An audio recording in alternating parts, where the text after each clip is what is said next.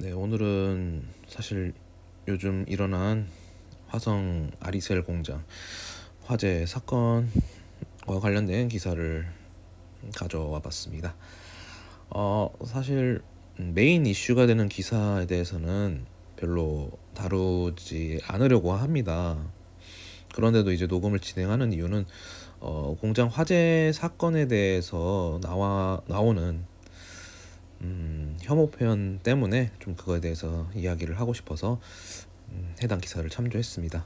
일단은 국민일보 기사를 참조했고요. 이제 조선족이 무슨 중국 동포냐. 현재 이제 공장 화재에서 사망했던 23명 중 이제 17명이 이제 제중 동포, 소위 이제 우리가 말하는 조선족이었다는 부분에 대해서 굉장히 이제 안 좋은 표현들이 지금 확산되고 있습니다.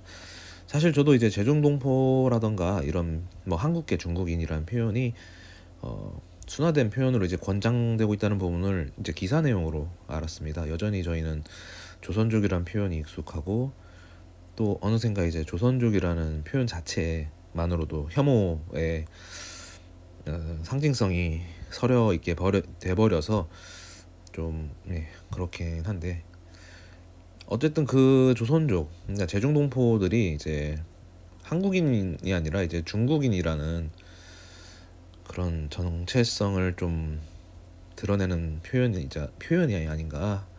그런 조선족에 서려 있는 그 이미지가 좀 강렬한데요. 저는 이제 대중들이 조선족에 대한 태도에서 그 해외에서 보여지는 그런 인종주의 갈등과도 비슷한 양상이 느껴졌습니다.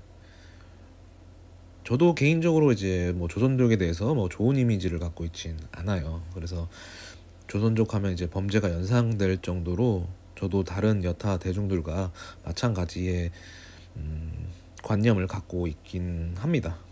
그래서 나름 뇌피셜을 돌려보자면 어쨌든 그 조선족들의 터전이 조선족 자치주 중국 내 이제 거주했던 그런 곳에서 자랐기 때문에 한국계이지만 또 거친 중국 사회에서 살면서 또 조선족이라는 어쨌든 소수인 민족으로서 어떻게 보면 거친 삶에서 범죄에 좀 무뎌진 더 그런 부분이 없지 않아 있지 않을까, 그런 좀 선입견을 나름 뇌피셜로 돌리곤 있는데, 실제로 이제 한국에서 워낙 이제 조선족 관련 범죄가 발생하면 대대적으로 보도가 되기도 하죠. 범죄를 일으킨 또 좀 충격적인 사건들을 저지른 조선족 그 범죄자들이 좀 심각할 정도로 잔인했기 때문에 또 워낙 사람들에게 충격과 공포를 준 부분도 있고, 그런 거에 따라서 이제 좀 그나마 좀 범죄 기사 관련해서 다른 범죄와 전혀 관련이 없는 이제 조선족 사람들이 자신들이 이제 겪고 있는 그런 서름이나 이런 거에 대해서 좀 항변을 좀 하는 그런 후속 기사들이 종종 보이긴 하는데, 워낙 그 충격적인 사건 사고가 더 많이 회자되고 또 미디어에서는 아무래도 주목되는 기사들을 더 많이 실기 때문에 반대의 진영에 대한 의견을 다루는, 누군가의 억울함이나 하소연을 들어주는 기사는 사실 주목받지 않죠.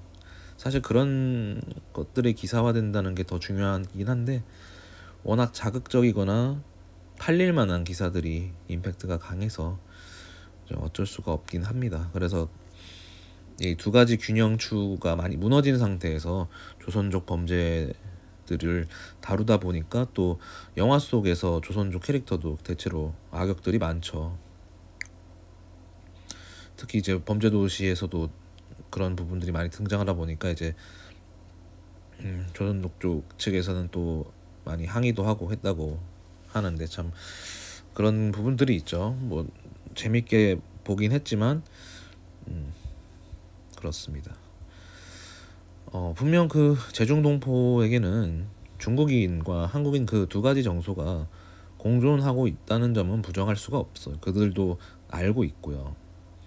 아까도 말했지만 어쨌든 제중동포가 살던 조선족 자치주가 그렇게 뭐 완전히 가난한 낙후된 지역은 아니지만 어쨌든 척박한 환경인 건 부정할 수가 없다는 점. 그래서 그들의 생활력이 워낙 강하기도 하고요.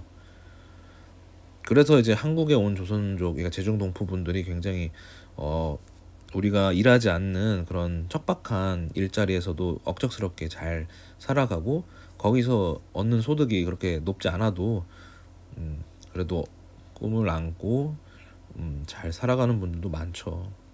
그래서 중국 내에서 어쨌든 소수민족, 그러니까 뭐 소수민족이라고 하기에는 조선족은 워낙 좀 덩어리가 큰 소수민족 중 하나지만 왜냐면 한족이 거의 대부분은 포션을 차지하고 있으니까 예, 그런 부분도 있기 때문에 조선족도 충분히 이제 그런 서름이 있죠. 그래서 자신들의 뿌리인 한국에 정착해서 진짜 다시 시작하는, 물론 이제 한국에서 번 돈을 이제 조선 중국에 있는 자기 가족들한테 보내는 건 그건 뭐 솔직히 외국인 노동자로서는 자연스러운 일이니까 그런 걸로 비판하는 거는 조금 안 좋은 자세고, 다만 이제 문제가 되는 포인트는 이제 제중동포기 때문에 우리의 동포니까 이제 F4 비자를 통해서 한국에서 이제 정착할 수 있게끔 경제적 활동도 할 수 있게끔 이제 지원해주는 부분이 그들로 하여금 이제 한국으로 오는 이유가 되고, 또 반대쪽에서 우리 대중들은 그들이 너무 쉽게 비자를 얻고 들어온다, 이런 불편한 서로의 갈등 구조가 있는 거죠.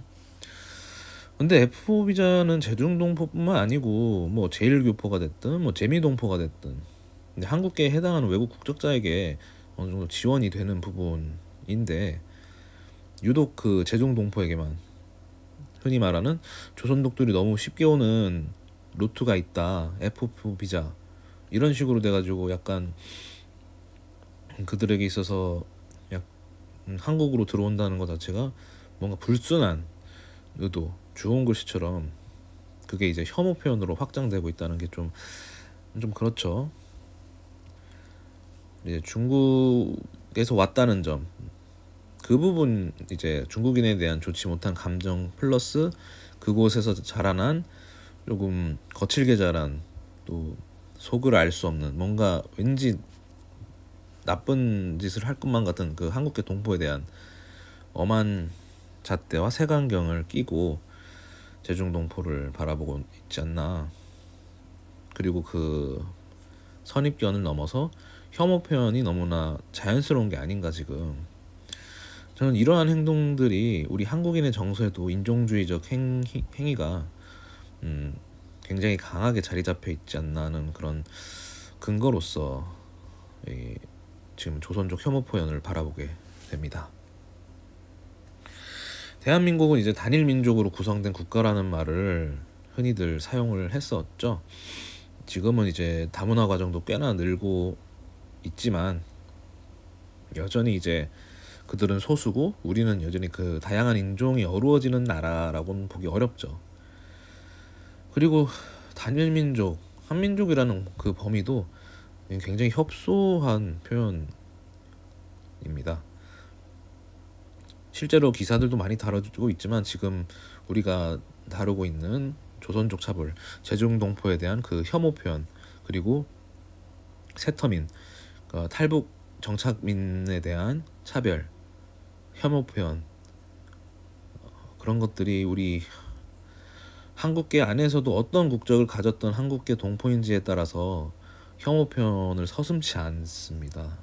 이건 마치 백인 우월주의자나 반유대적인 태도를 보이는 네오나치들의 행태하고 크게 다르지 않다고 보거든요. 결이 같다는 거지.